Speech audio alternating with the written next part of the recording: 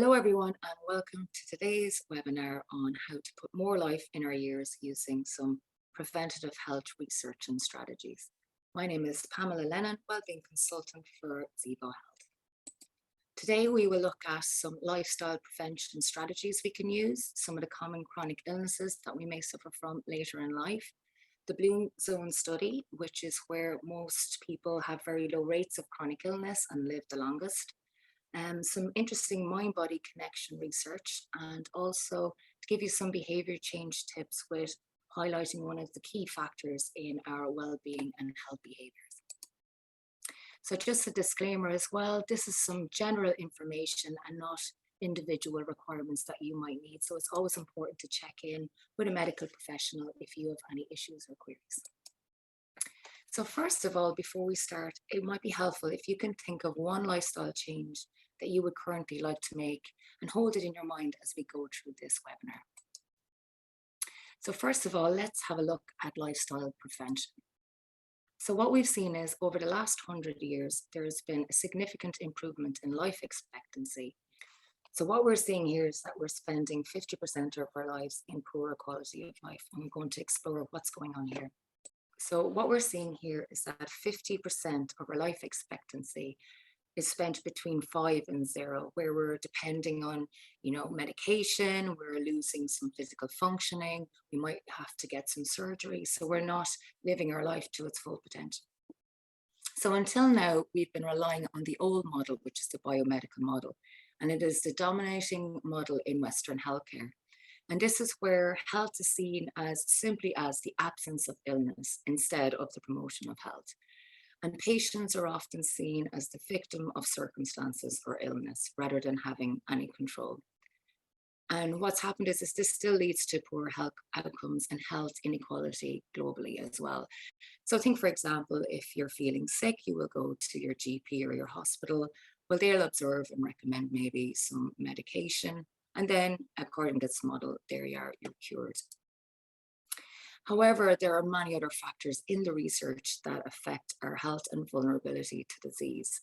And this leads to the newer model, which is called the biopsychosocial model. And here we take into factors such as biology, our psychological makeup, our social factors, how educated we are, our social support, and all of these have been shown to impact our health. Think about how family relationships or life events or maybe stress can impact your health. So have a look at all these factors here and think about maybe, your stress reactivity or personality style, or what might be emotionally going on for you can impact your health currently.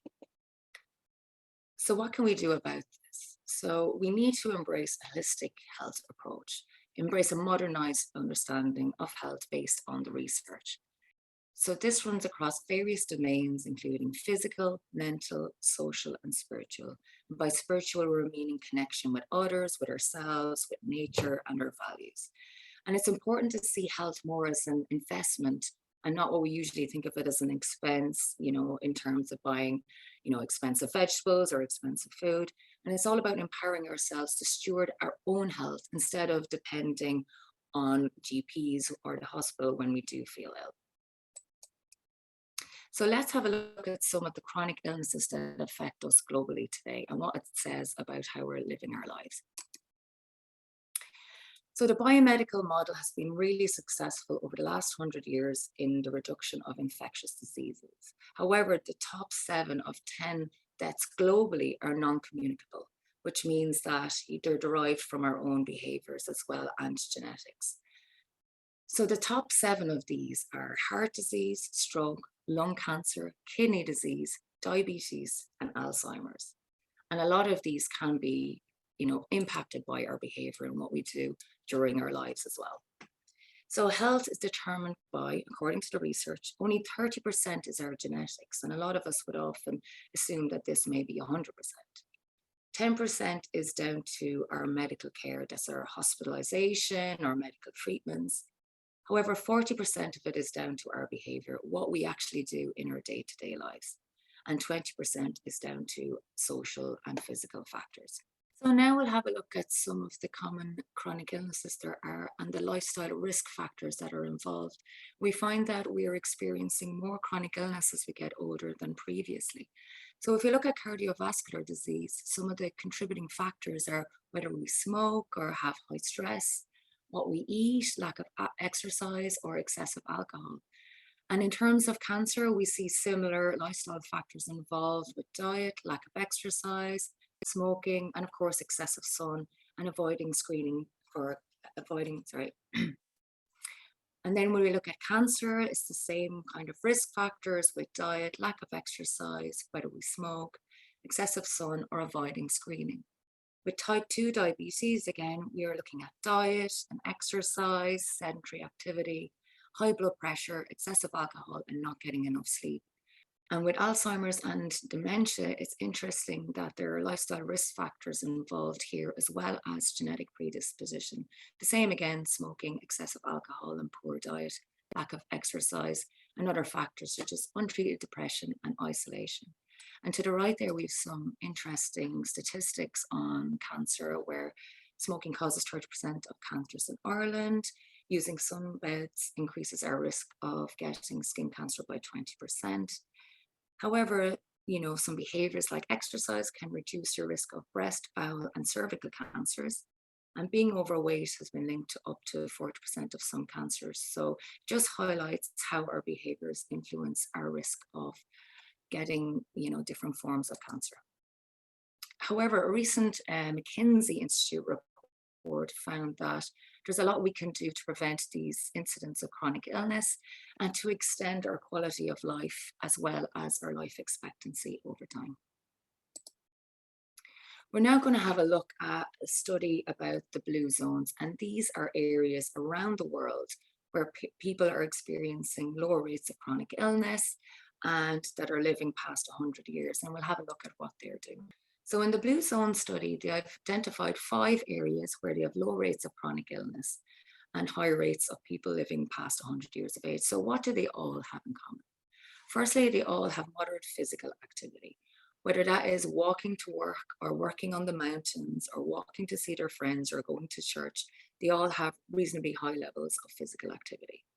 Secondly, they all have a very strong sense of life purpose. Particularly in Japan, they call this ikigai. They all have very low levels of stress. In terms of diet, they have a very moderate calorific intake. They call it the 80% rule, where they stop eating just before they feel too full. Some, even for religious purposes, have fasting days as well. They all have a very high level of plant-based diet and low levels of eating meat and dairy products. They have moderate alcohol, though they do drink every day. They engage in spirituality or religion. Engagement in family and social life are also strong in these groups. In terms of exercise and movement, a lot of them don't go necessarily to the gym every day, but movement and exercise is a normal part of their life. Particularly in the Sardinian Blue Zone, they have the oldest men on record, and much of their lives are spent out in the mountains on the steep slopes, raising farm animals and walking very long distances. And it's interesting here to consider, if exercise is something that you're looking to increase, it might be valuable to consider how you can incorporate into daily lives, maybe cycling or walking to work or picking up the kids from school, some way that can be easily incorporated and felt less like a chore. Interestingly, there was a Harvard study of 600,000 participants that found that the distance walked every day equated how long the participants lived. So the longer they walked, the longer they lived. And other studies have found that, moderate activity reduces your risk of cancer, heart disease, and overall death by 20% for moderate exercise, and 39% if you do that extra bit into high levels of exercise. And a real interesting study that was released by the Cell Journal in 2020 was that just 4 minutes of exercise changes a total of 9,815 molecules in the blood. So it's changing the blood chemistry, what hormones are going on, the levels of cortisol, which has these health boosting effects as well. Here's a list of all the various benefits of physical activity that we all know of, from sleep quality, cognitive function, improving our mood, lowering anxiety and depression, gives us self-confidence, boosts our immune system, helps us manage our weight, helps us with endurance, lowers risks of falls in later life, boosts our energy levels, lower risks of NCDs, and increases libido. So if there was a one tablet that could do all that for us, I think we'd be taking it every day. But it's just important to highlight the multitude of cognitive and physical and psychological effects of exercise. In the blue zone, they tend to have lower rates of heart disease, cancer, diabetes, and obesity. And this is down to their 95% plant-based diet. They eat 95% fruit and vegetables, which leads to lower risk of heart disease, cancer, and death. They eat a lot of whole grains, which leads to decreased blood pressure, colorectal cancer, and heart disease, or death from heart disease. They eat a lot of nuts, which has been shown in research to lead to reduced mortality and reversed metabolic syndrome. They also have a lot of olive oil, that Mediterranean diet, which leads to lower cholesterol and blood pressure at a healthy rate. Reduced inflammation, protect against Alzheimer's disease and diabetes. They also eat very little meat, dairy, sugar, and of course processed foods, which tend to be inflammatory foods. They also have calorie restriction, which leads to lower cholesterol, improved BMI, and lower risk of chronic illness. They also drink in moderation. They call it wine at 5. So they'd have 1 or 2 drinks after work every day. And that wine tends to be homemade and very high in antioxidants, which may lead to that health boosting effect. And now let's have a look at the mind-body connection. We can see from the Blue Zone study that there's a lot of positive psychological factors that boost our health. So we're going to have a look at some of those now. One of the greatest evidence in the research of the connection between mind and body is stress and how it affects our health and body. And here are some of the physical presentations of stress, where it can lead to high blood pressure, high risk of diabetes, can cause indigestion or headaches, lead to bodily pains, lower back, neck, and pain, can lead to infertility and low immunity in many different ways. And how this does this is by influencing our nervous system, our hormonal endocrine system, and our immune system through a series of hormones and cytokines and neurotransmitters. And this area of study is called psychoneuroimmunology, and it focuses on the bidirectional relationship between our mental and physiological state. So here's an overview of the many ways that our mind can affect our bodies and vice versa. For example, a psychologically healthy mind leads to decreased inflammation, lower LDL cholesterol, lower blood pressure.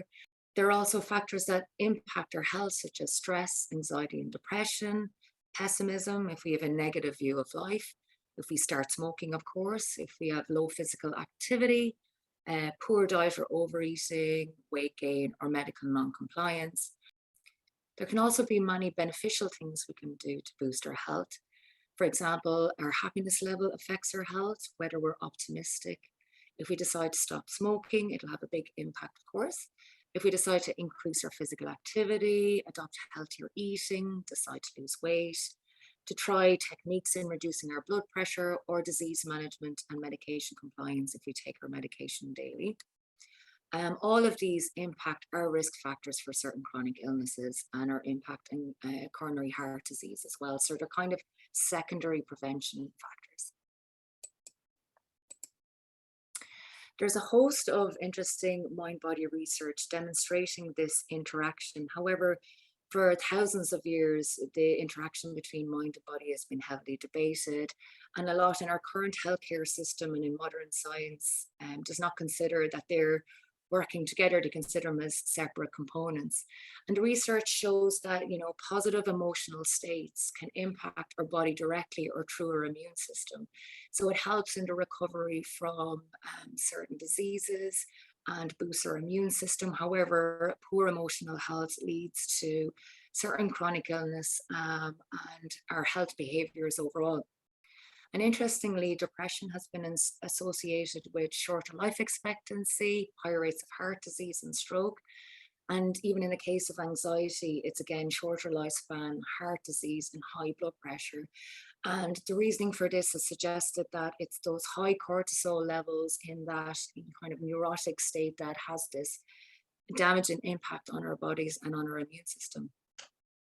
And there's very interesting power of the mind placebo effect studies there as well, demonstrating that if we take a tablet that we think will work, it allows our body to have this healing process by convincing ourselves that it's going to work. However, this won't lower cholesterol or get rid of a tumor, but however, it's very important in pain management. It's linked to the kind of side effects impacts of chronic illness or like fatigue or controlling pain. Interestingly, the studies have shown that patients show improvement because of their expectation to get better, that mindset that they're going to get better. And even being told that you're taking a placebo shows improvement in symptoms as well, whether that's in pain or headaches or in fatigue. There's almost a conditioning effect. So, associating the real treatment with the placebo, say, for example, people are taking strong medication to improve health, but they take the same color or the size of the medication, and it tricks the brain into having those real treatment effects as well. Even two tablets work better than one, and even color has been shown to have an influence on effects as well. So, one of the most interesting mind body interventions is mindfulness. And mindfulness involves maybe meditation, breath concentration, focusing on sensations internally or externally, really connecting to that body and creating awareness of what's around us. Mindfulness also allows us to kind of detach from our overthinking or too many thoughts and to balance our emotional state as well by detaching a little from our emotional state. And a lot of it has that mind body connection, and yoga involves that connection between mind, between movements and mindful state. And all these have a very powerful impact on our health. Mindfulness has even been shown to improve our physical health. Now, it's suggested that this is probably through reduced stress and lower cortisol and that relaxation process. And mindfulness can help with depression, anxiety, pain, weight management, and smoking cessation as well.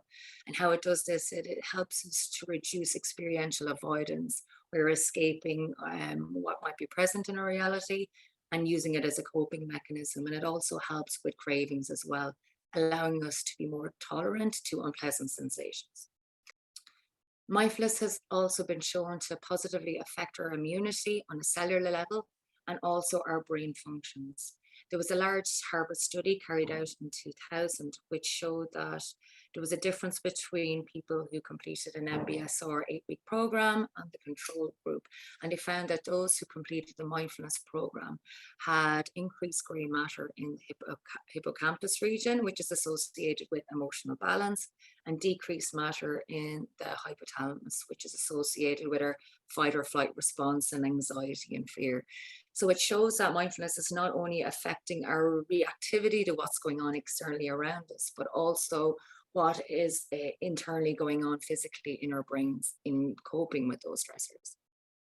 Mindfulness meditators also have been shown to have longer telomeres in their DNA, which contributes to slower cellular aging.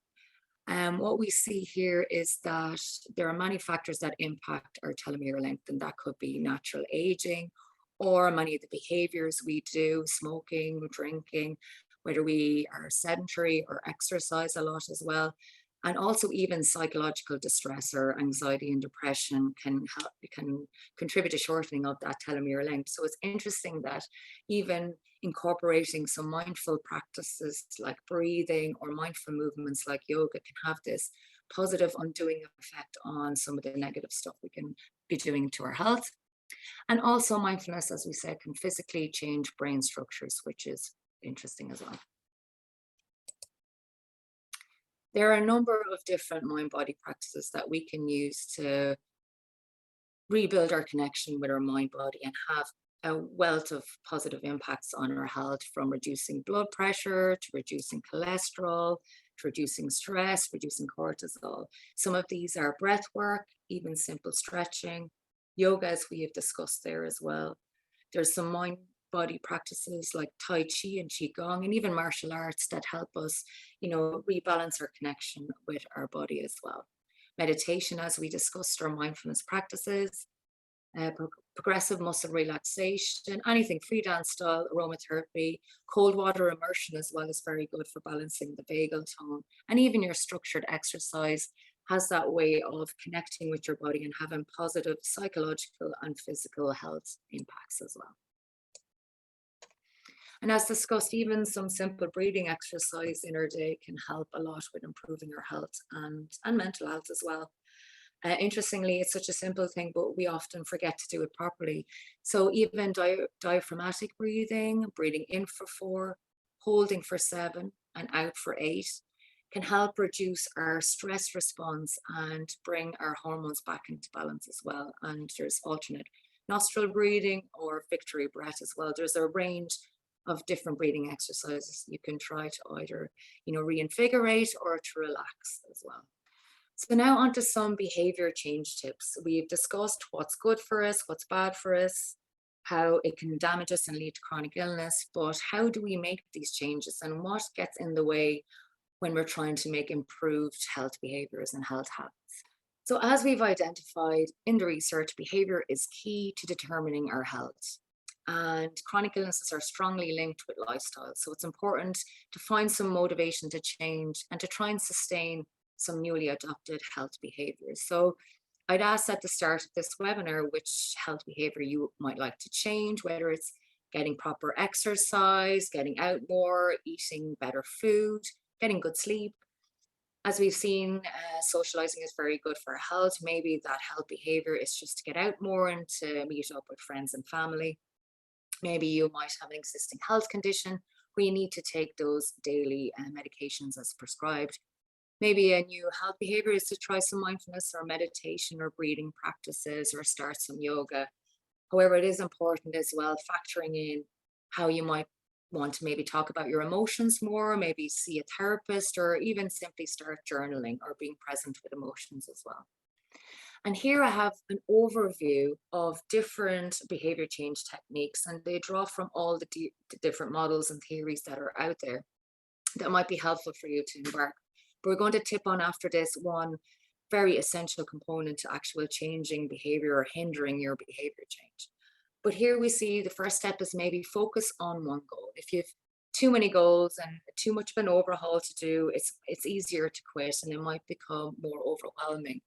And even focusing on one goal and practicing in it and letting it become a habit, you're then more energized and in a positive state to take on other positive health behaviors as well. So if there's a lot maybe to change, it's good to make a list and maybe take one at a time as well and to see how that works and reflect back. Number 2, it's important, it's shown in the research, to be very specific about what your health goal is and how you're going to implement it. It's called implementation intention.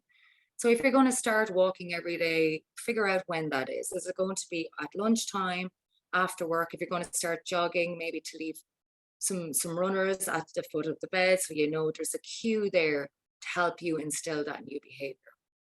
It's also important to identify your motivation for doing so. Motivation is a really strong driver for change. If you really don't feel it's important to you to start exercising, it's not really going to be sustainable. So it's important to find something a reason why you want to do this, if you want to feel better, if you want to look better, and hold on to that when you're making your plan. It's also identify your barriers. And barriers are usually time. I don't have enough time, or the weather isn't good enough for me to go outside. So it's good to explore those and troubleshoot how I can overcome them, maybe to find some time, maybe after work, or to somehow incorporate it into your daily life, maybe starting to walk to work or cycle to work or things like that. Number 5, it's important to explore your core beliefs and values. So when you're making a lifestyle behavior change, it's important to think about, why you really want to do this. Is it that you want to be fitter later in life, or to reduce cognitive decline, to have your wits about you when you're older as well? So it's important to see what will fuel your behavior change as well. Another important factor is knowledge, knowing why you're changing. It's an important driver for change. And it's good to do some research about maybe, nutritionally, what all these foods are good for, how they benefit your health as a motivator for change, or even knowledge of how to go from jogging to 5K or to run a marathon, and to have that knowledge and science behind as a motivator. Environment is a very important factor as well. You know, your family, have you the opportunity to go out and run in a park or out in nature also has an impact. So it's good to explore that. It's so important to plan for failure and to reflect on what contributed to that, what supports were not there, and to try again. And to allow for that failure and not to give up, but just to start again.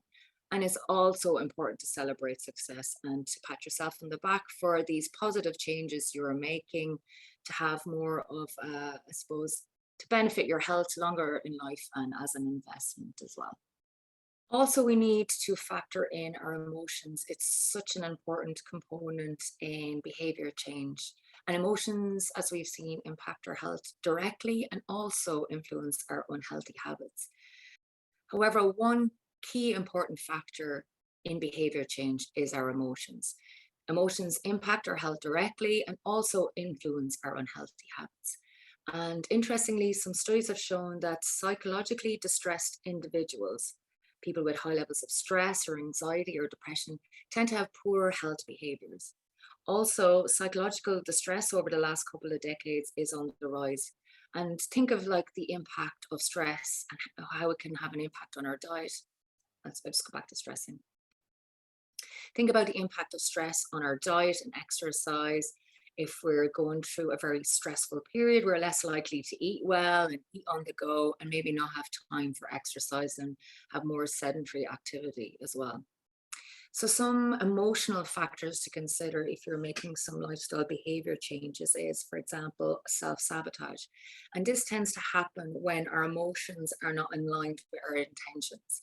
So this may be we have the best of intentions to give up something, however, we keep self-sabotaging and relapsing.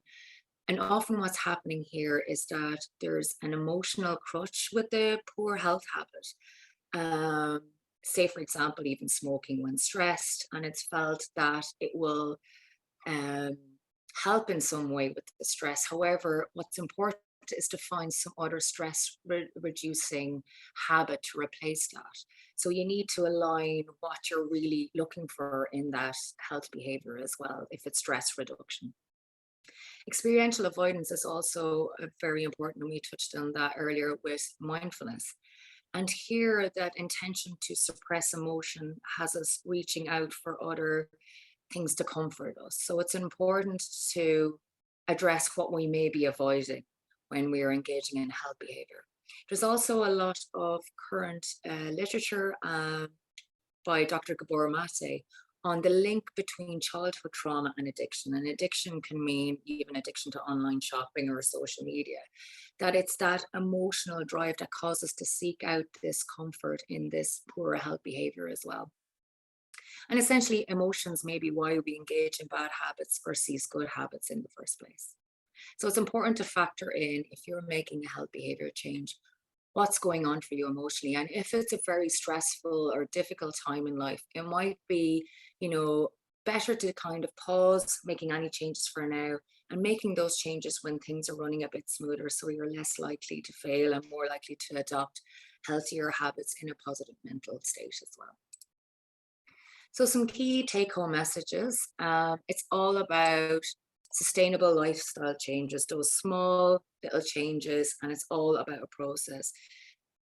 It's good not to lament too much on what you may not be doing well, but just to focus on what changes you can make now, even if it's a bit more of mindfulness, of meditation, of yoga, walking out in nature, connecting with people, connecting with your own body, that it has this positive effect no matter what you do. It's kind of more so a spectrum than all or nothing. Oh, I've failed here, I'm an unhealthy person, and you label it that way. It becomes a self-determining process.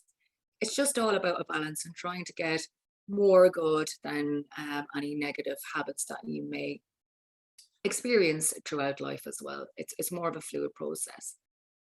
It's important to set goals and not resolutions, not an all or nothing mindset. If we can set goals, we can set new goals. If they're not achievable, we can reflect and change. Whereas resolutions is more all or nothing, whether we have success or fail.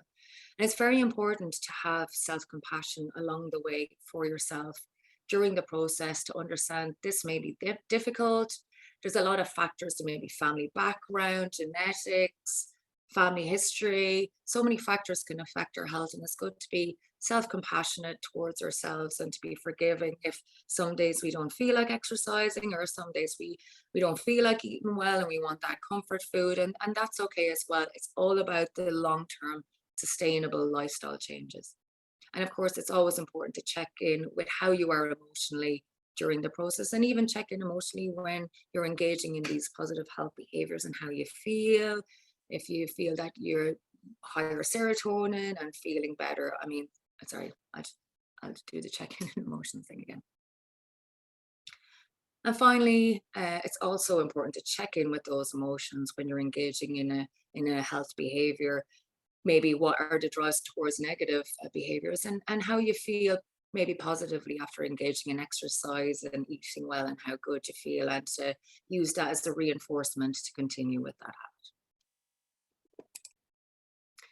So finally, just to leave you with a reflection question is, what small changes are you going to make today to help you live a happier and longer life? And to remember, it's just those little small changes and tweaks that make a big difference. So thank you so much for joining me today. If you have any questions or would like to know more, please contact Zevo Health at hello@zevohealth.com. And also we would love your feedback also. So thanks so much.